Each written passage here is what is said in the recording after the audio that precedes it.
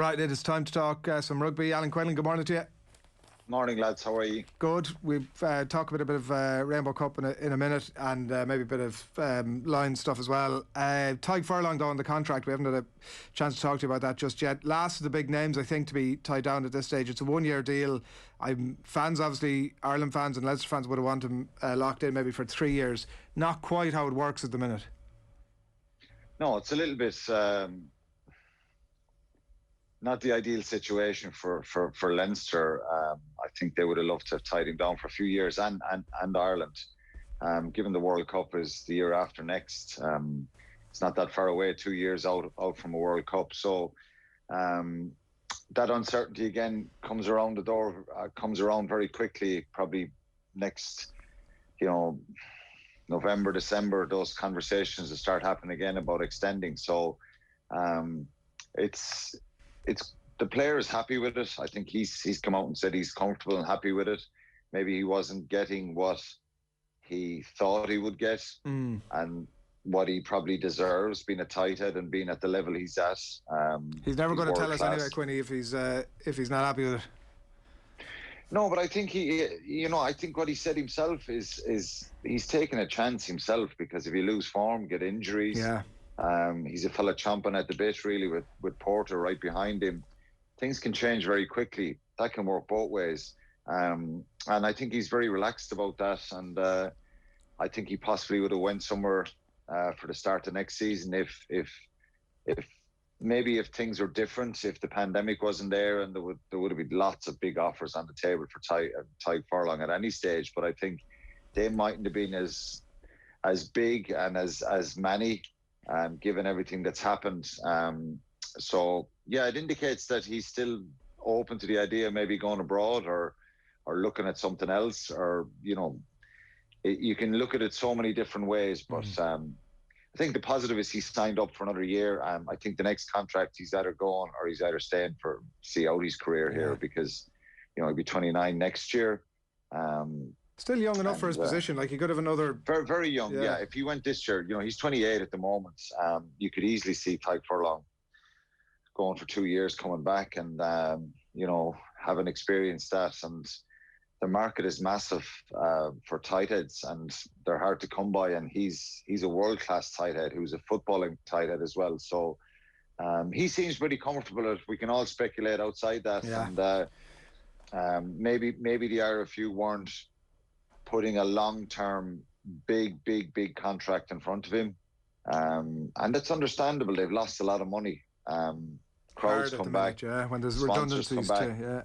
Yeah, and things change, So, look, it is what it is for a year. Ireland and Leinster will be hopeful next year. Well, it'll probably be 6 months' time. They'll be going at this again. So they'll hope that they can tie him down for a long-term contract the next time. I remember about 15 years ago when everybody came on to the fact that John Hayes was the most important player in Irish rugby at that time. Is Tadhg Furlong the most important player in Irish rugby at the minute?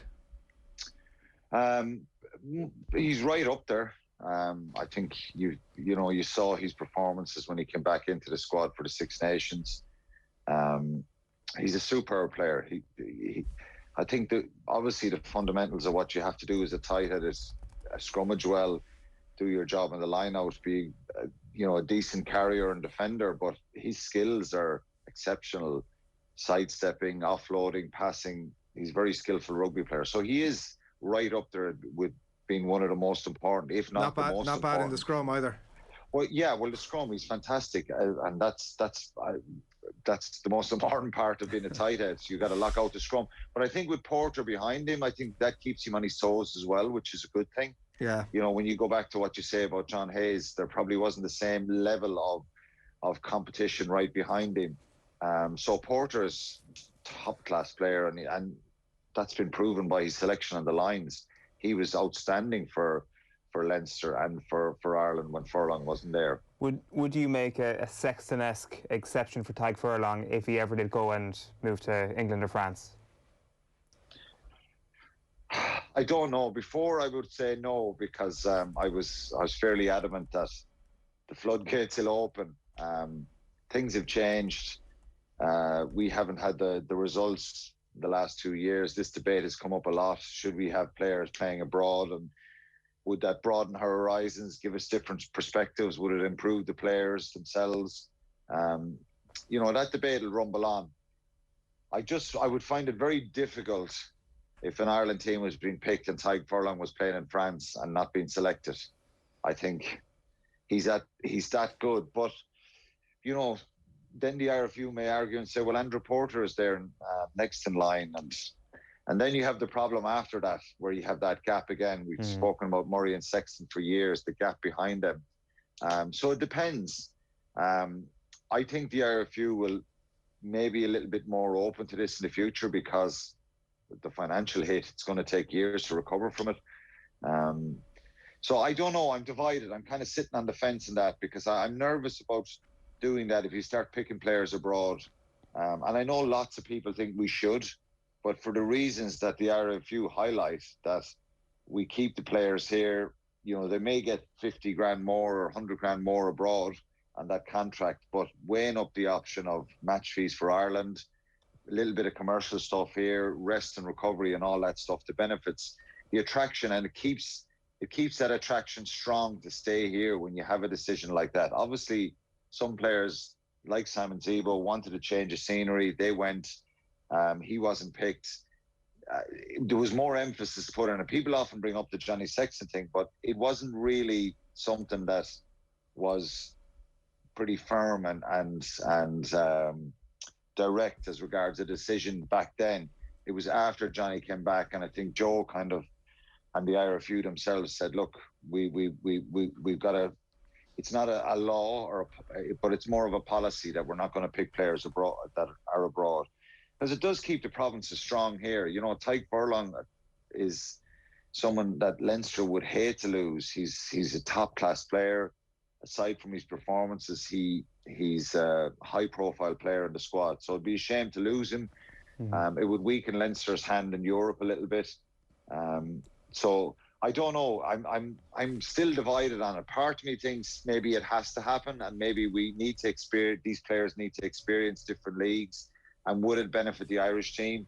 You and I were both at the World Cup, and it was probably something we spoke about after the disappointment of that. And maybe it's something that would benefit. So if it happened, I wouldn't be jumping from the rooftop saying it's wrong, wrong, wrong. Maybe before I would have. I'm still just unsure about it, because the last thing you want is some of your high-profile players moving. And if that happens, if that thing is relaxed, I guarantee you the French and the English clubs will come knocking for the top stars here. One other Leinster man I wanted to ask you about this morning, Alan, was James Ryan. Obviously, there's been a lot said about why he didn't make the lines over the last little while. People have put it down to form. People have obviously pointed some of the injuries that he's had. Gordon Darcy this week in the Irish Times has put it down to, well, one of the factors he's put it down to is the style of play that James Ryan is carrying out at the moment. He said he is not playing a game that is getting the most out of his skill set.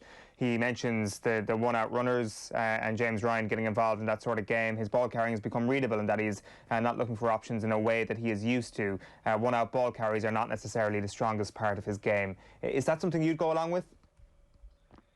Yeah, look, it would have concerned me a couple of years ago when he burst onto the scene and was just incredible.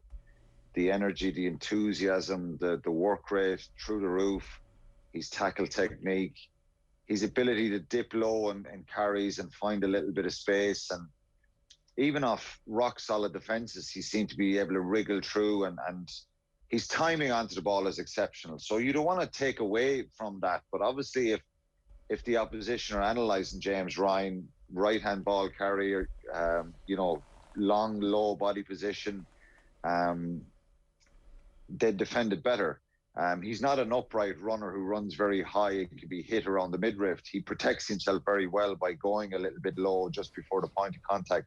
But yeah, you could, you know, there is relevance to what Gordon is saying there, that it is a bit predictable, and that maybe James Ryan is a second, or that you'd like to get a little bit more in space, get him running off the out half, or getting him in wider channels. But you can't take away his natural instinct to be close to the ball and to the timing he runs onto some of those carries. So some of it is down to a collective problem that we haven't been as dominant and cohesive as maybe some of those games in Ireland.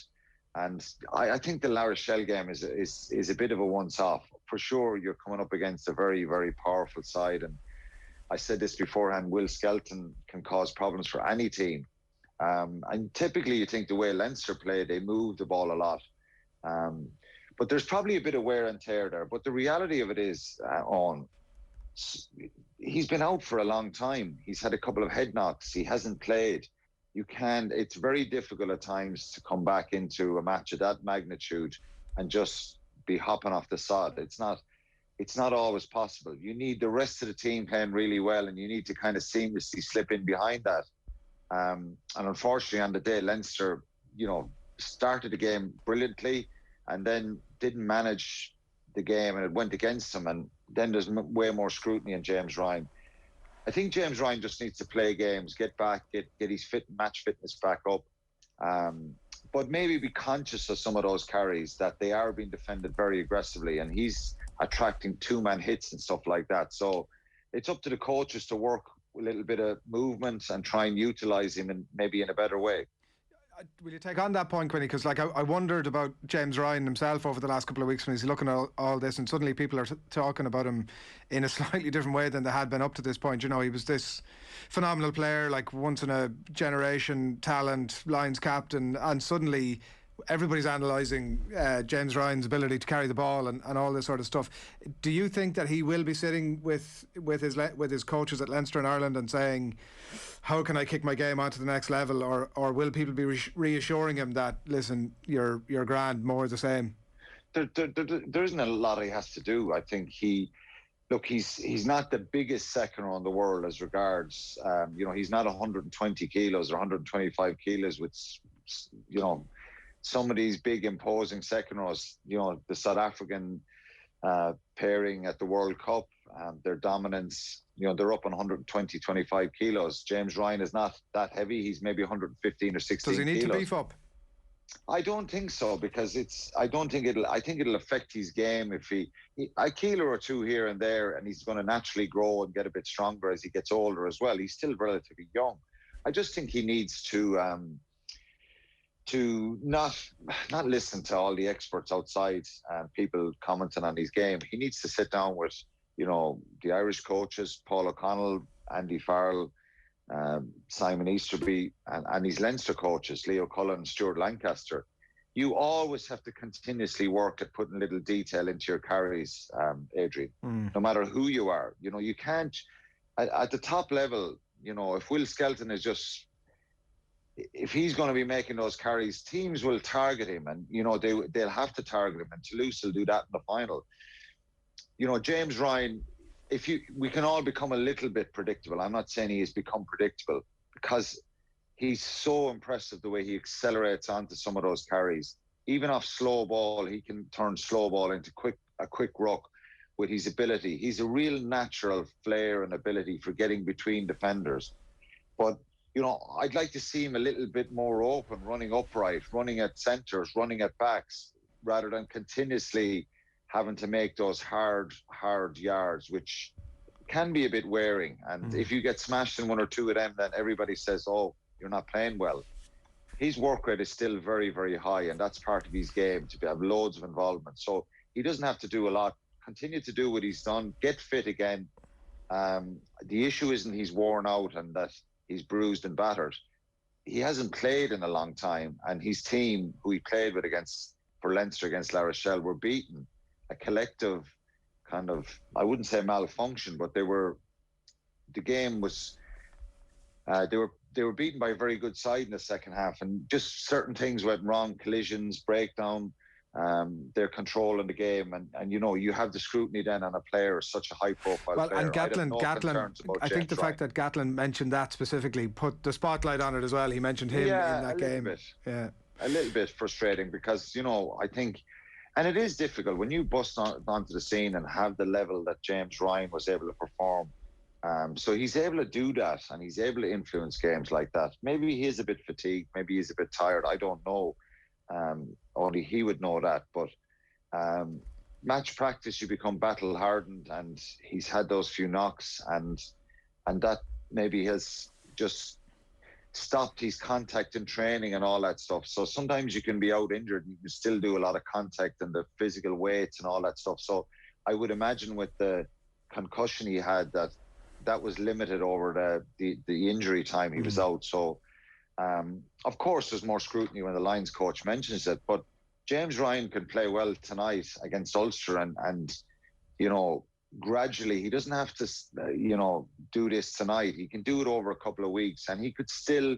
He's a guy that still could be in South Africa, and someone like James Ryan, if he got called into the squad, could suddenly be challenging for a test spot. He's that good. I was listening with interest to Roy Keane last night. We've been talking a fair bit about it this morning, so particularly about the mentality of Manchester United and about the Europa League particularly, and how it wasn't on a priority list and how it's of not much value to them. And I got to thinking about how it actually probably is of great value to Manchester United where they're at the minute, with the possibility to win a bit of silverware that might not have been admittedly what they set out on. And I wondered about if it's a stretch to think that the Rainbow Cup might be a similar thing for Munster if they can continue in the vein of form that they're in, that despite the negative sentiment that exists around the tournament, that actually winning it for Munster would be brilliant for this group. Yeah, well, it's not a priority for Roy Keane because look at the level he was at and the level his team were at, competing in Europe and winning leagues. And, you know, you set the bar high and that's what they did, and they did it brilliantly. So I understand what he's saying. But for this current United team, and we won't go long in the football, it's a trophy. And Munster, there is similarities. You know, Munster have to get their hands on a trophy. I think they're probably the one team that would be most disappointed. If Leinster don't win the Rainbow Cup, they're not going to give the whole summer pining over that. I think they'll carry the disappointment to Europe. They'll be pleased that they won the Pro 14 again. And their ambitions and standard is that little bit higher than the other provinces based on what they've won in the last number of years. For Munster, yeah, of course, win a trophy. It's a big psychological boost, and I think they can also build in a lot of development for next year. I think, i.e. the way they play, bringing in more players, giving more game time. I think there's 9 changes again this week, and the team looks strong. It looks like they have a bit of depth. So there's a lot to play for. Connacht, you know, they've got to react after last week. They were bullied, beaten up. So everybody has different motivations. Ulster are in a difficult place. After 3 or 4 weeks ago, it was, you know, the light was shining fairly brightly for them. So it's different. As I said, nobody's going to be crying if they don't win the Rainbow Cup, but you can still get a lot out of it. And they're all professional athletes, Adrian. You know, the fans are not getting excited here, but the players have to create their own excitement because, you know, you can be judged in a very negative way if your attitude is not right here. And I think Munster have probably the most to gain. Now, there is talk that potentially the winners of the South African Rainbow Cup would play the winners of the Pro 14 Rainbow Cup, which would be... They're figuring it out, Quinny, as they go.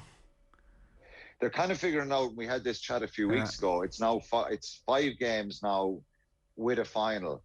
There's rumours now that final will be the top in the Northern Conference against the Southern Conference, which is South Africa, which would be great from a tournament point of view if we got that final. The fear for Munster is Leinster I think they're going to win the rest of their games. They reacted brilliantly last week against Connacht. They've Ulster tonight. They'll win that. I think they'll beat Glasgow away and Dragons at home. So I think Leinster are probably going to be second. That's not the best news for Munster because, you know, if Leinster get themselves to a final, well... And the big guns are out tonight. It's a harder game. I was looking at the team sheets for tonight, and Munster have definitely left a couple of them out. But I did wonder if I'm the likes of Tadhg Furlong that we've been discussing about, or Robbie Henshaw, are you kind of in the back of your mind somewhere thinking, Jesus, will you just leave me out for a few weeks? I don't want to be. This is not somewhere I want to be at this point ahead of a Lions tour. Yeah, I think so. I was. But look, they'll probably get a break in the next week or two. I think it will be factored in. They're not going to play every week. It's risky, you know, and but the other option, Adrian, is they don't play and they get wrapped in cotton wool, and that can have a negative effect on them and their whole form and everything. So when you're going well and your form is good and you're battle hardened, there's always a risk. There's always a chance here that someone will pick up a knock. I think on average about 6 players who get originally picked on the Lions tours, it averages around 5 or 6 actually don't ever, get to play for various different reasons. Suspensions. All sorts of reasons, yeah. All sorts of reasons, yeah. And injuries are the main ones, because people do pick up bangs and knocks, and that's unfortunate. So they've got to stay switched on, particularly someone like Caelan Doris. If he has a run of matches, he'll grab the attention of Gatland again. James Ryan, as I said, Ringrose, even Keith Earls, I think he was superb in the Six Nations. CJ Stander, he's probably going to be back in South Africa.